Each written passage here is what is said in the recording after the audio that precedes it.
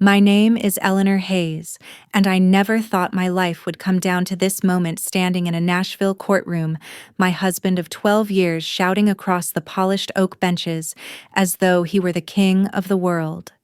"I'm taking half the house and your inheritance?" He bellowed, his voice booming with a false confidence that made the gallery stir, like someone had dropped a stone into still water. The words hung in the air, heavy, arrogant, final. I could feel the collective intake of breath from the courtroom spectators. The room buzzed like a swarm of bees, restless whispers rising and falling, some leaning closer to catch every detail, others already scribbling notes into yellow pads. A few reporters had even squeezed into the back, drawn by the scent of scandal, a local businessman divorcing his wife, who'd inherited a historic family estate worth millions. To them, this was just another headline. To me, it was the fight of my life. Across from me, Martin, once the man I trusted with my heart, wore that smug grin he had perfected over the years. He sat straighter in his chair, his lawyer beside him, both radiating a premature victory. His suit was dark-tailored, bought with my money, of course, and the way he adjusted his tie was almost theatrical, as if he were the star of some stage play. I sat at the defendant's table, my hands folded tightly in front of me. My heart thumped, but I forced my breathing to stay even. On the outside, I wanted to look calm, dignified. On the inside, memories flickered, my grandmother's soft voice telling me, "Protect what we built, Eleanor. Don't let anyone take it away from you." That voice steadied me even now. Judge Whittaker, a stern woman in her 60s with steel-gray hair, leaned back slightly in her chair. She'd seen her share of liars, cheats, and desperate lovers turned enemies. But even she looked faintly intrigued by Martin's grand declaration. Her eyes flicked to me, studying my face as if waiting for me to explode, to crumble, to lash out. But I stayed still, a statue carved from patience. Martin's attorney rose smoothly, his tone measured but sharp, designed for performance. "Your Honor, my client is entitled under Tennessee law to half of all marital assets. This includes the residence jointly occupied by Mr. and Mrs. Hayes, as well as the substantial inheritance Mrs. Hayes received during the course of the marriage." The attorney placed a thick folder on the judge's bench with a practiced flourish. "These documents," he continued, "outline the value of said inheritance, including property, financial accounts, and assets. My client only seeks what is fair, his lawful share." Fair. The word burned in my ears. Martin never cared about fairness when he spent thousands of my dollars on his hobbies, when he quit his job to support my career, when he drained accounts I had painstakingly maintained long before he entered my life. I caught the faintest smirk tugging at Martin's mouth as his lawyer spoke. He leaned back, arms folded, eyes darting toward the audience as though waiting for applause. He wanted this performance, this show. He wanted to watch me squirm. But instead, I let silence cloak me. Because in the bottom of my purse, tucked carefully into a manila folder, was the truth and the key to everything. The room was hot, despite the whir of the ceiling fans above. The scent of polished wood and old paper filled my nostrils. I felt the weight of every eye pressing against my shoulders. I thought of my grandmother's house, the wide white porch, the maple trees lining the driveway, the quilts she stitched by hand stacked neatly in cedar chests. That inheritance wasn't just money. It was memory, legacy, roots. Judge Whittaker glanced back toward me. "Mrs. Hayes," she said evenly, "do you have a response to these claims?" It was the moment I'd been waiting for. Slowly, deliberately, I rose from my chair. My knees ached with the motion, but my resolve was stronger than any tremor. I could feel the courtroom holding its breath as I slid the strap of my purse from the chair and drew out the envelope. The paper crackled softly, almost reverently, as I placed it on the bench before the judge. My voice was calm, steady, but it carried across the hushed room. "Your Honor," I said, locking eyes with Judge Whittaker, "I believe you should look closer." The buzz that followed was sharper this time, like electricity skittering across wires. Martin's grin faltered for just a second, his eyes narrowing, a shadow of doubt flickering across his polished confidence. The judge lifted the file, adjusting her glasses. The silence was heavy, dense, broken only by the scratch of her pen as she opened the envelope. Martin shifted in his seat, suddenly less comfortable, his lawyer leaning in to whisper something sharp in his ear. I sat down slowly, my heart pounding, but a calm satisfaction blooming in my chest. The room had expected me to crumble, but soon they'd see the truth. And Martin, the man who thought he'd already won, would bow his head in defeat. Long before the courtroom lights and the sharp scrape of a gavel, there was a summer evening on a rooftop in downtown Nashville, the kind of evening that fools you into believing every promise spoken under it. The air was warm and perfumed with jasmine from a planter someone had coaxed into bloom. A band down the block slipped steel guitar into a ballad, and the Cumberland River carried a faint, clean smell that lifted the heat. I stood near the railing with a paper plate and a polite smile, the way I always did at networking events, longing to be home with a book and a glass of tea. That was the first time I saw Martin. He moved through the crowd like a man with a map, pausing just long enough with each person to make them feel chosen, glancing past them to locate his next point of advantage. When he reached me, he softened, eyes crinkling at the corners, voice pitched warm. "Eleanor, right. You restored the old Hayes house over in Belle Meade. I've driven past it. Looks like something from a magazine cover." "Thank you," I said, surprised he knew. "My grandmother left it to me. We kept the bones, replaced what the termites had chewed, and prayed over the rest." "Faith and craftsmanship," he said, grinning. "Two things I admire." He gestured toward the skyline, then back to me. "You mind if I stand here a minute? The view's better on this side." It was such a small sentence, one of those casually offered lines that later become the hinge of a whole life. He told me he worked in logistics, nothing glamorous but steady, he said. A numbers man, he added, almost shy. He asked what I loved about restoration, and I talked more than I intended. Heart pine floors that give underfoot like a polite bow. The smell of old plaster when you break open a wall, and time breathes out at you. The way sunlight finds its memory in gilt frames and milk glass. He listened with a stillness that felt like respect. We began with coffee dates that stretched into long walks. He remembered the names of my aunts the way my grandmother used to fold her letters into neat thirds. He sent flowers, nothing showy, just enough to say, "I've been paying attention." When I mentioned my aversion to loud restaurants, he found quiet ones. When I confessed I was clumsy at small talk, he steered conversations so I never had to do it.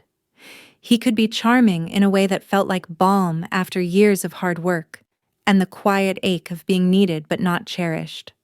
I was 47 then, with the hands of a woman who had sanded more banisters than most men. My grandmother had passed 2 springs earlier, leaving me the house, and a conservative portfolio she'd tended the way she'd tended her roses, gently, patiently, with a stubborn belief that good things grow if you don't fuss at them every hour. The inheritance wasn't a windfall, so much as a covenant, a long fidelity rewarded. I kept it separate out of habit and reverence, not out of secrecy. Martin proposed on the back porch in October. The maples were bright with a red so fierce it looked like praise. He knelt on the old flagstones and spoke softly, not a performance, but a pleading. "I'm not young enough to pretend life is endless," he said. "I know what it is to be alone in a full room. I don't want to be alone anymore, Ellie. Not if I can help it." His hand shook a little. The ring was simple. My yes came with tears I didn't plan to shed. We married the following spring under a white tent on the lawn, magnolias, heavy with waxy blossoms and bees bumbling as if they too were late for the ceremony. Friends laughed, my cousins danced, and the house looked out over us with the tolerant gaze of a chaperone who'd seen it all. My lawyer, dear steady Ruth, tucked a document into my hand 2 weeks before the wedding, a prenuptial agreement thorough and plain, confirming what had always been true about the house and the inheritance. Sign it because you love your grandmother, she told me, and because your future self deserves a soft place to land. Martin signed without a blink. I'm marrying you, not your checkbook, he said lightly, kissing the top of my head. The first year felt easy. Saturday yard sales, Sunday suppers, weeknight dominoes when we were too tired to talk. He learned the house's rhythms, how the kitchen window stuck if you pulled at the wrong angle, how the upstairs bath rattled like a ghost in the vent. He praised my work habits, brought coffee to my desk, bragged to anyone who would listen about the way I could coax a staircase back to life. He framed a photograph of my grandmother and set it on the mantel himself. So she can keep teaching us how to be, he said, and I believed him. Then the edges began to fray. His steady job turned out to be more precarious than pitched. He took time to consider his options, which stretched into afternoons on the back porch, with elaborate plans that never quite stood upright. He wanted to invest in a startup run by a friend whose last 3 ventures had evaporated like dew. He bought golf clubs that cost more than my first car, and called them networking. The words changed first: our money, our house, our future, even when the bills arrived with only my name at the top. At dinner one night, he said lightly, "You know, in Tennessee, what's yours is mine. What's ours is what we make together," I answered, setting down my fork. He laughed like I'd offered a clever joke.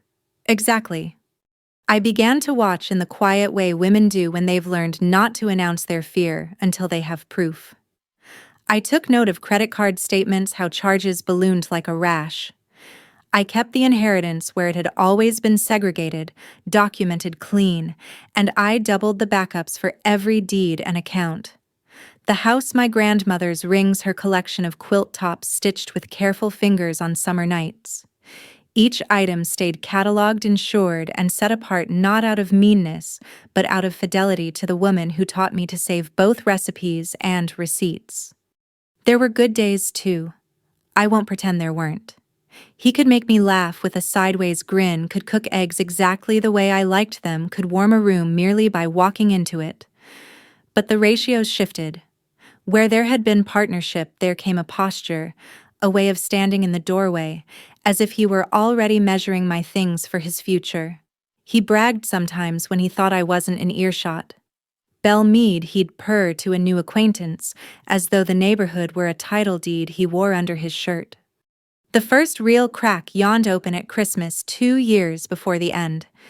He offered to handle the gifts for my staff. The charge on the card looked like a wedding registry for strangers. I asked gently, then firmly. He went quiet and hard-eyed all at once. "You're ungrateful," he said. "I'm trying to elevate your image." "By spending money we didn't agree to spend," I said. He rolled his eyes. "You and your rules, it's exhausting." I learned to stop explaining why rules matter to people who profit from ignoring them. Ruth, bless her, began to come by for coffee more often. We didn't talk law, not at first. She asked about my sleep. She noticed the way I folded my hands when money came up, the way my gaze drifted toward the mantel when decisions were mentioned. Finally, on a blue morning full of cold sunlight, she said, "I know you're loyal. Be loyal to your future, too." I pulled the prenup from the safe that afternoon. I read it like scripture, slow line by line, letting the comfort of its plainness settle in my bones. It didn't feel romantic. It felt like a handrail. The day Martin's tone changed from ours to ode, I knew we were walking toward a courthouse, even if we hadn't yet named it. He stood in the doorway of our bedroom, eyes on the portrait over the dresser. "Your grandmother did you a favor," he said. "She did me one too." "She didn't know you," I answered, and the room felt colder when the words landed between us. He smiled without warmth. "She didn't have to." After that, the rest happened the way slow storms do first, the wind lifting the leaves, then the sky bending green. He consulted a lawyer. I found a folder in his desk labeled Division. He balked when I asked about it, called me paranoid, asked if I planned to hide the silver in the bread box like some Depression-era widow. The cruelty gathered around his words like barnacles. When he filed, it was almost a relief to put honest names on what had already taken root. He wanted half the house, half the legacy, half the labor he had never lifted. He wanted to turn covenant into coin. And so we arrived at that courtroom with the buzz and the oak, and the soft whir of old fans, each of us carrying our own version of the same story. He believed his was a victory lap. Mine was a ledger clean and clear, drawn by a woman who had listened to her grandmother and her lawyer and the steady metronome of her own good sense. It didn't happen all at once, the unraveling. If it had, maybe I would have had the courage to slam the door sooner. But that's not how these things usually go. They start as hairline fractures too small to notice unless you're already looking for them. And for a long time, I wasn't. I wanted to believe in the man who brought me coffee in bed, who learned the names of my grandmother's sisters just to make me smile, who called me Ellie in a way that softened my shoulders after a hard day. But little by little the tone shifted. At first it was the money. I would come home from my office, Hayes Restoration, the firm I'd built, with more sweat than sleep, and there would be a package on the porch. Golf clubs, a designer watch, shoes that cost more than I'd spent on groceries that month. Networking tools, he'd say when I raised an eyebrow. You want your husband to look like a success, don't you? I reminded him gently at first that appearances don't pay the light bill. He laughed, kissed my forehead, and said, light bills are for people who think small. We're not small, Ellie. Then it was the job. One morning he announced over pancakes that he was quitting his position in logistics. It's time for something bigger, he said, as if he were giving me a gift. I want to explore my options, really invest in myself. I swallowed my worry with lukewarm coffee. Martin, that paycheck helps us keep balance. He waved me off. Balance is for tightropes. We're building an empire. Except the empire looked suspiciously like him, lounging on the porch, drink in hand, scrolling through investment blogs while I worked 12-hour days. His projects never lasted. A friend's restaurant, a short-lived landscaping venture, a gadget he swore would revolutionize kitchen storage. Each ended in losses that bled from accounts I'd spent decades protecting. The words began to change too. Where he once said, your grandmother's house, it became our house. Where he once said, your inheritance, it became our windfall. At first I thought it was a slip of the tongue, the way couples blur the lines between mine and yours. But the shift was steady, deliberate, and by the time I noticed, the lines had all but vanished in his mind. One night, sitting across from him at our worn oak dining table, I said, we need to talk about boundaries, Martin. About what's yours, what's mine, and what's ours. He leaned back in his chair, folded his arms, and smirked. In Tennessee, darling, what's yours is mine. That's the law. You think a judge is going to care about your grandmother's quilt collection? His laugh was sharp, almost cruel, and I felt the first true sting of something I couldn't name, yet contempt maybe. I took my coffee onto the porch that night, staring out at the moonlight on the magnolias. My grandmother's voice rose up again, quiet but insistent. Protect what we built. Ruth came by a few weeks later. My lawyer. My friend. She always had a way of sitting that made you feel you weren't being judged, only heard. She noticed the tension in my shoulders before I spoke a word. You've been quiet lately, she said, cradling her mug. Tell me what's weighing on you. I hesitated, embarrassed to admit I'd been duped. He's not the man I thought he was, Ruth. It's like he's circling, watching me, watching the accounts, like he's waiting for something. Ruth didn't look surprised. She set down her coffee and folded her hands. Did you keep everything separate? The house. The inheritance.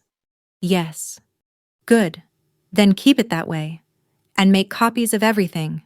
Every deed, every account, every statement. Just in case. Her tone was steady, not dramatic. But I felt the gravity behind her words. The cracks widened when Martin started boasting to his friends.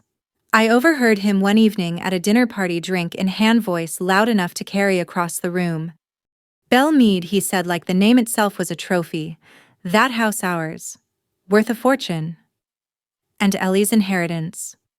Let's just say we'll never worry about retirement." I watched the women at the table glance at one another, polite smiles stiffening. My cheeks burned, but I swallowed my anger until we were home. "Don't speak about my inheritance like it's a party trick," I told him. He shrugged. "People should know what league we play in." "We don't play in leagues. We live, we work, we respect." "Respect?" he scoffed. "Respect doesn't buy influence." That was the night I began keeping a journal, dates, words, receipts, every slip of paper that marked the slow erosion of our marriage. Not because I wanted to build a case. Not yet. But because I needed proof for myself that I wasn't imagining the shift. The last straw came on a Saturday morning. I found a folder on his desk labeled in his handwriting, "Division." Inside were notes, calculations, even printouts from a legal website about marital property rights in Tennessee. My name was scrawled next to numbers he'd underlined as though he were already carving me into pieces. When I confronted him, he didn't even flinch. "You're paranoid," he said, snatching the folder away. "Couples plan for the future, that's all this is." "By planning how to take half of what isn't yours," I snapped. His eyes went cold. "One day you'll thank me for being practical." I realized then that he wasn't circling anymore. He was hunting. By the time he filed for divorce, the relief was almost palpable. The papers were just a formal acknowledgement of what I'd known for months: the marriage had already ended in everything but name. But he made one mistake, the same one greedy men always make. He underestimated me. He thought my silence meant weakness. He thought my patience meant surrender. He thought the house and inheritance were pawns he could claim with a shout and a smirk. What he didn't know, what he couldn't know, was that every receipt, every deed, every signature was already lined up like soldiers in the manila file resting in my purse. The cracks had widened into a canyon, but I'd built a bridge across it long before he thought to push me over the edge. And soon, in that courtroom, he would learn just how costly his arrogance had become. The day after the divorce papers were delivered, I remember sitting at my grandmother's writing desk with the late afternoon sun stretching long shadows across the floor. The old oak desk smelled faintly of lemon oil and ink, the drawers worn smooth from her hands. I spread the papers out in front of me, reading every line twice, then 3 times until the words blurred together. Petitioner demands 1/2 of all real property investments, inheritance, and assets held by respondent. Half, he wanted half. For a long moment I sat still, listening to the house creak and sigh around me. It had stood for nearly a century, weathered storms, termites, and even a minor fire. It had outlasted generations, and it carried the weight of my family's legacy. Now Martin wanted to carve it up like a roast on Sunday dinner. I closed my eyes and heard Ruth's voice as clearly as if she were standing beside me. "Keep everything separate. Make copies of everything." I pulled out a leather-bound folder from the bottom drawer, the one I hadn't opened in years. Inside were deeds, tax records, insurance papers, bank statements, and most importantly, the prenuptial agreement. The edges of the documents were crisp, preserved in plastic sleeves, each signature clear as the day it had been written. My grandmother's estate attorney had notarized it himself, ensuring no loophole could be exploited later. I ran my fingers across the title page: prenuptial agreement between Eleanor Hayes and Martin Hayes.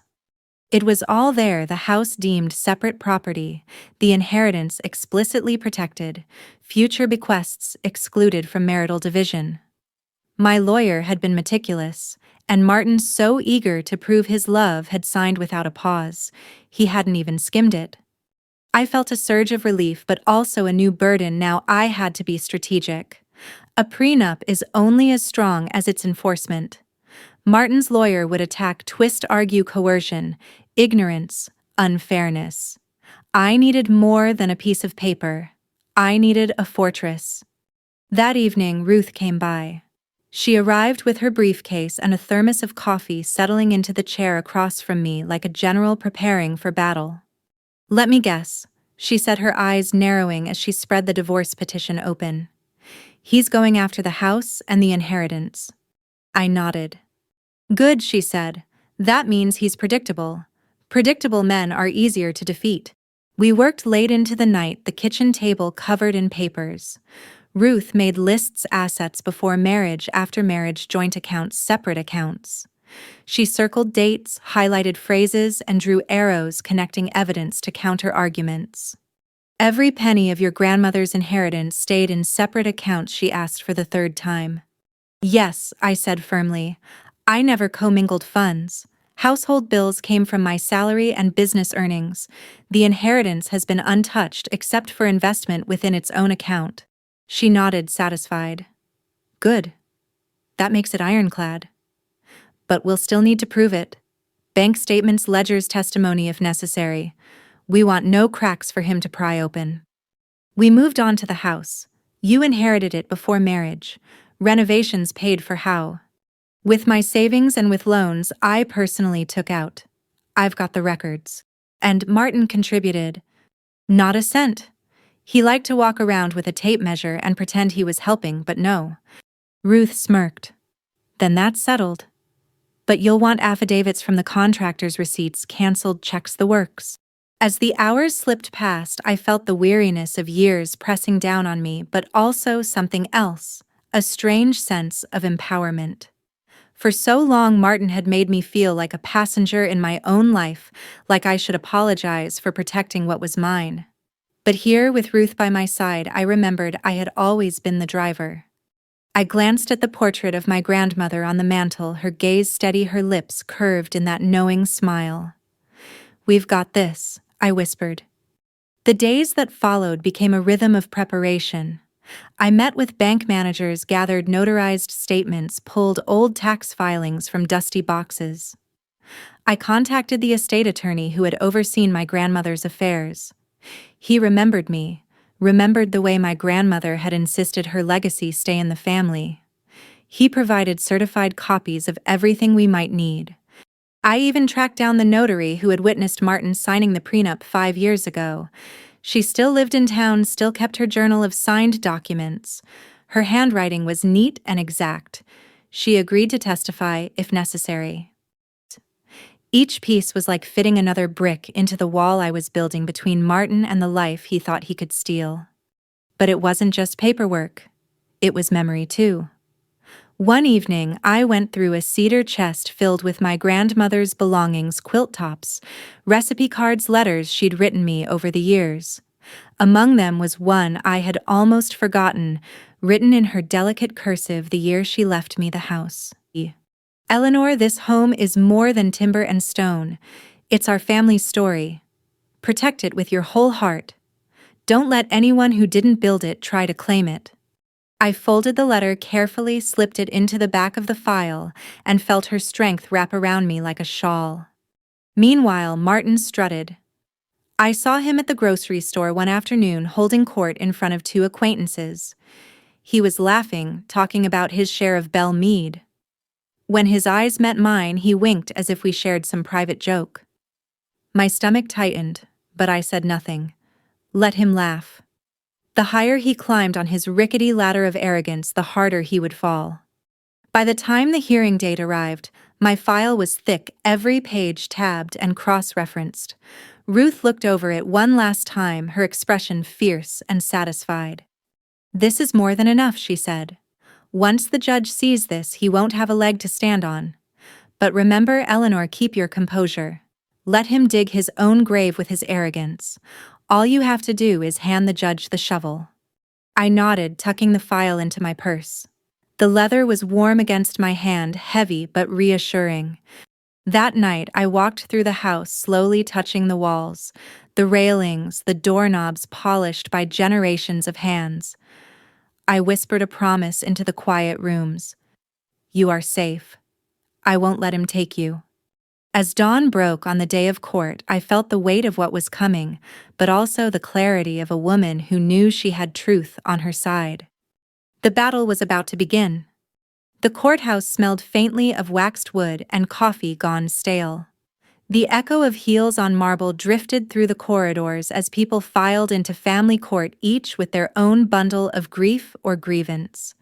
For me, it wasn't just a hearing, it was the reckoning. I walked into the courtroom with Ruth by my side, the manila file tucked neatly in my purse. My palms itched, my throat dry, but I lifted my chin.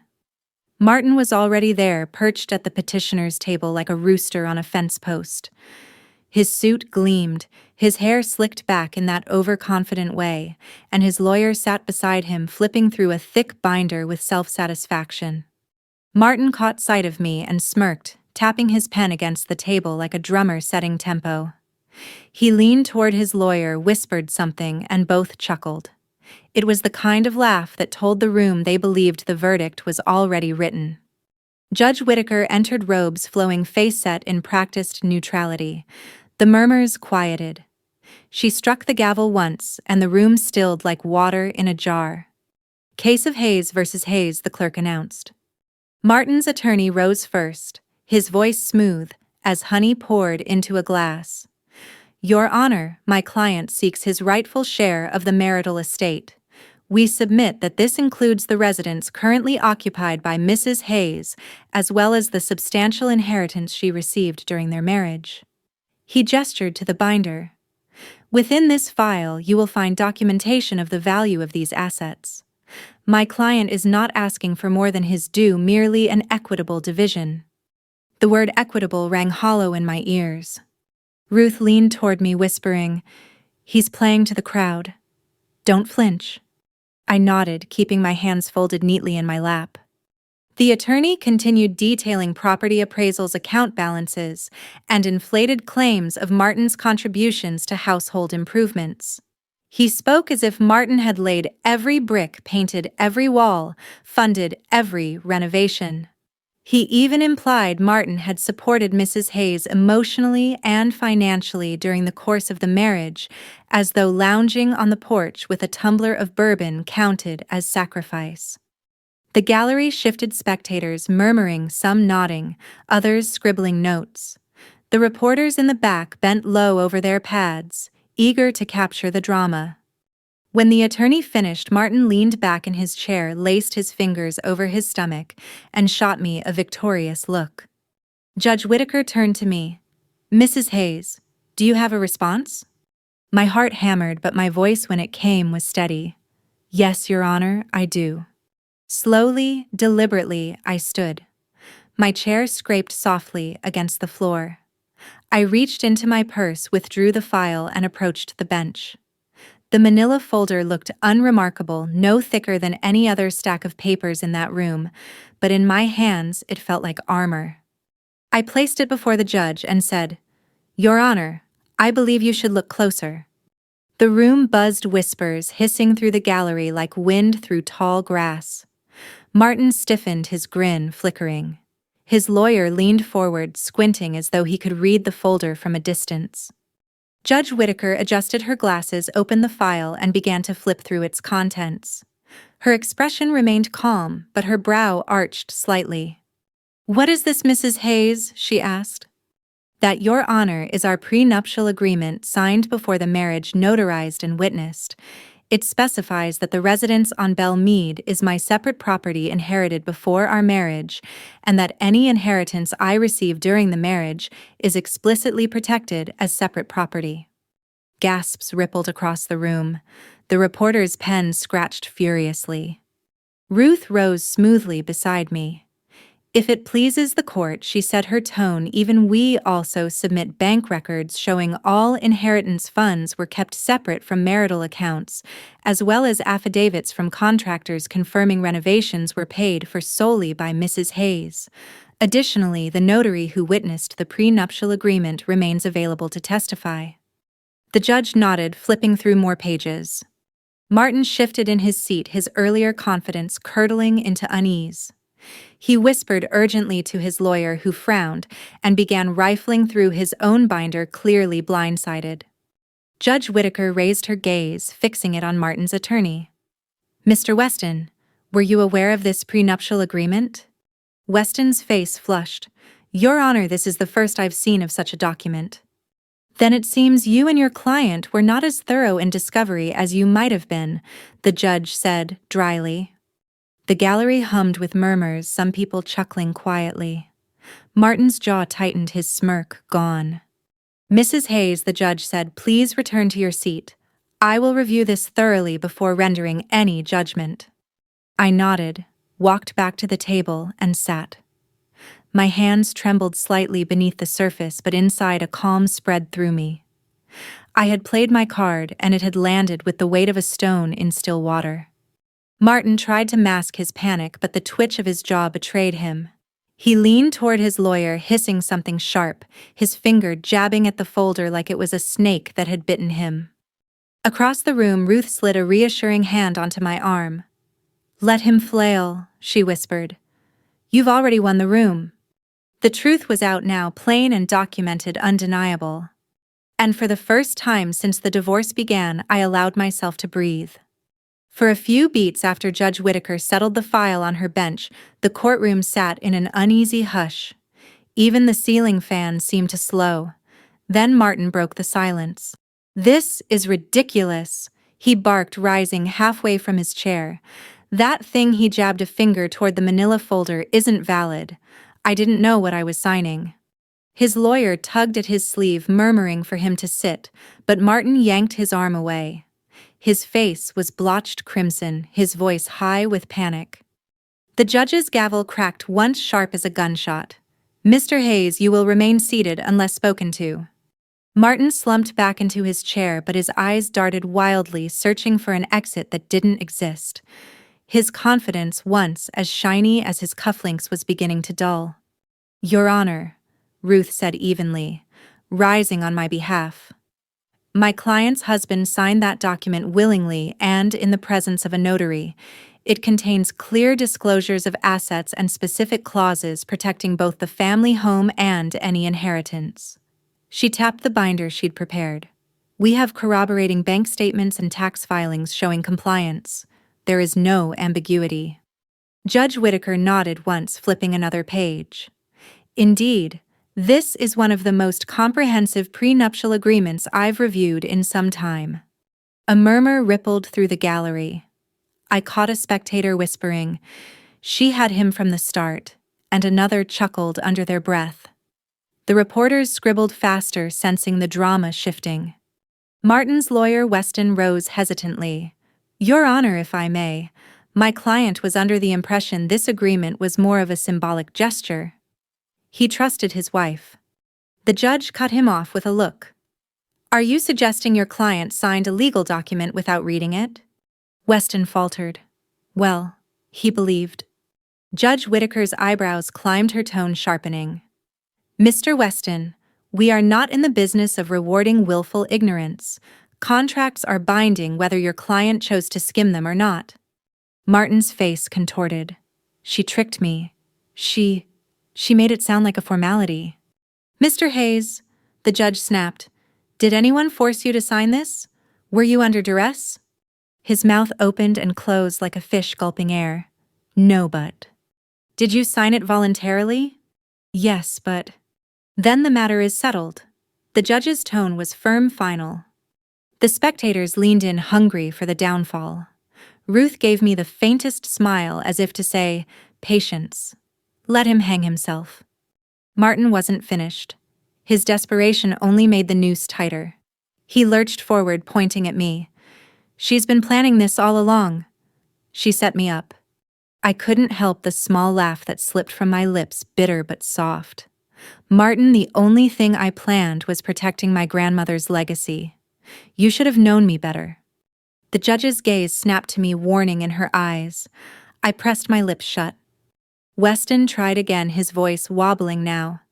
Your Honor, perhaps we could argue the agreement is unconscionable given the disparity between. Judge Whittaker slammed her gavel once. Enough. The financial disclosures attached to this agreement are thorough.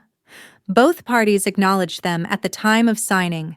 This court finds the prenuptial agreement valid and enforceable. The words struck Martin like blows.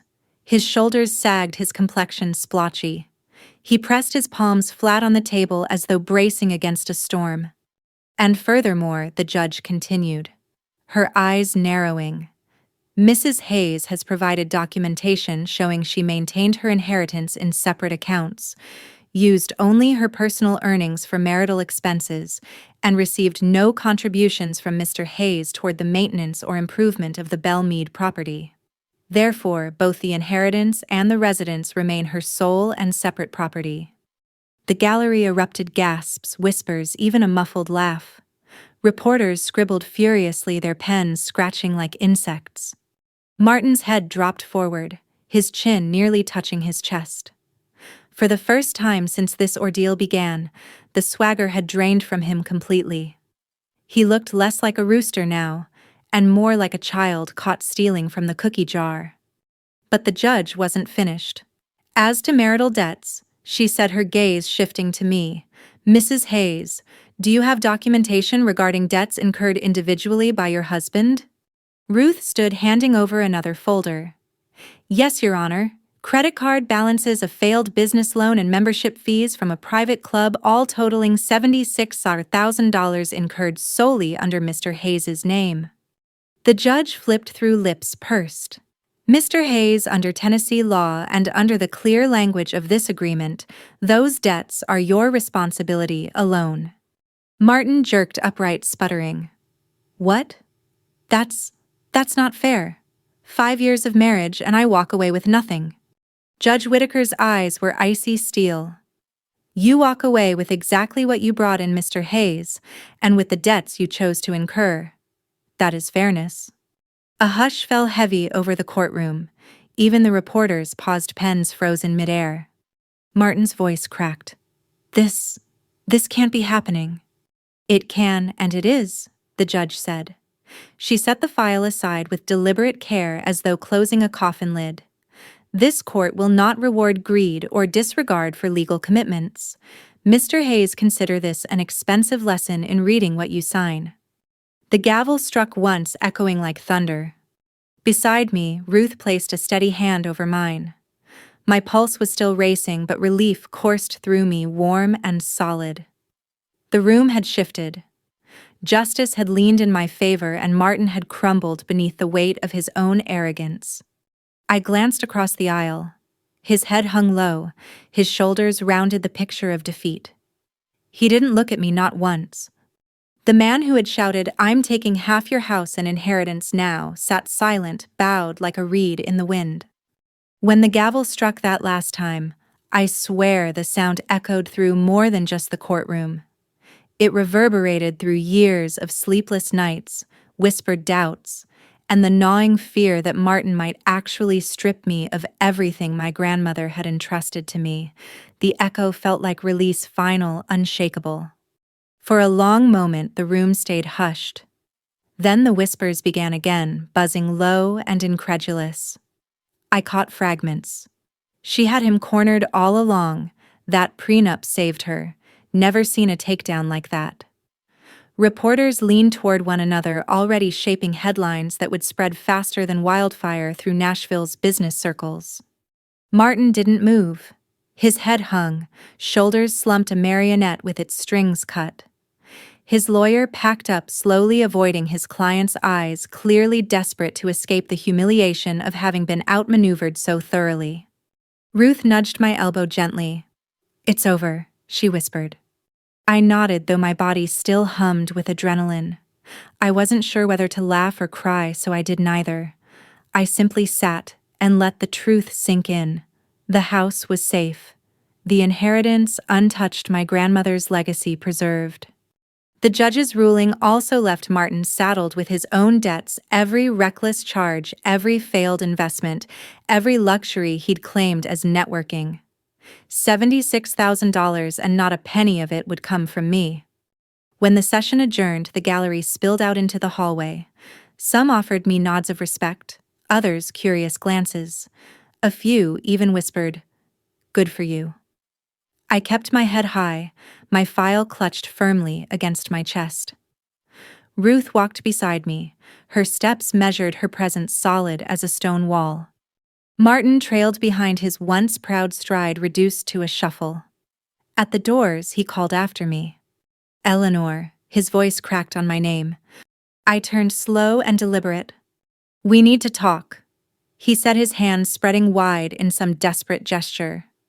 This isn't over. We can work something out. Please. I looked at him, really looked. The man who once charmed me with rooftop conversations and thoughtful gestures was gone. What stood before me now was a hollow shell, a man who had gambled his marriage on greed and lost. It was over, I said softly, the moment you decided to marry my inheritance instead of me. His mouth opened, but no words came. His lawyer tugged at his sleeve, urging him away. I turned and walked out into the Tennessee sun. The air felt different, lighter, freer. I hadn't realized how heavy the weight of his entitlement had become until it was finally gone. The weeks that followed were quieter, but no less transformative. Martin's downfall became gossip in every corner of our social circle. His country club revoked his membership when the fees went unpaid. The luxury car was repossessed, leaving him with nothing but a battered sedan he once mocked. Friends stopped returning his calls. Women who once smiled at his charm now shook their heads, warning others not to fall for his practiced lines. Within 6 months, he filed for bankruptcy. He moved out of Nashville entirely back to Memphis to live with his aging parents. The man who once strutted like a king of Belle Meade was reduced to pawning cufflinks and taking an entry-level sales job. Meanwhile, I thrived. I poured part of my inheritance into establishing a foundation, the Hayes Legacy Fund, offering legal resources to women entering marriages with assets they wish to protect. Prenuptial agreements, estate planning, financial education. I wanted no one else to sit where I had sat, with a smirking husband threatening to dismantle their life's work. I returned to my grandmother's house with new reverence. I walked its halls in the evening light, my fingertips brushing the walls, and whispered thanks. The rooms seemed to breathe easier too, free from the tension that had weighed them down. Sometimes I still thought about Martin, about the man who once held my hand with such sincerity. I wondered if part of him had ever truly loved me, or if I had simply been a line item on his long-term investment plan. But those thoughts never lasted long, because love without respect is just performance, and performance can't survive the truth. On the anniversary of the court ruling, I hosted my family for supper. My cousins filled the dining room with laughter, children chased each other down the halls and the house. My grandmother's house stood tall, safe, alive. I sat at the head of the table, a place I'd once felt too shy to occupy, and raised my glass. To the ones who built this before us, I said, my eyes flicking to the portrait on the mantel. And to the ones who will come after. May they inherit not just walls and land, but the courage to protect what matters. The clink of glasses rang sweet and strong. Later that night, when the house had grown quiet, I stood on the porch and let the cool breeze wash over me. The magnolias swayed gently, their blossoms heavy and fragrant. For the first time in years, I felt peace settle into my bones. Justice hadn't just been served in that courtroom. It had reminded me of who I was, a woman capable of protecting herself, her legacy, and her dignity. If you've listened this far, maybe my story resonates with you. Maybe you've lived through betrayal, or maybe you carry fears of what could happen if someone you trust decides to turn against you. My hope is simple: learn from my mistakes and my victories. Protect what's yours. Honor the people who came before you. Don't let greed masquerading as love rob you of your worth. And if this story spoke to you, share it with someone who might need to hear it. Subscribe if you want more stories of resilience and truth. Because sometimes survival isn't just about walking away.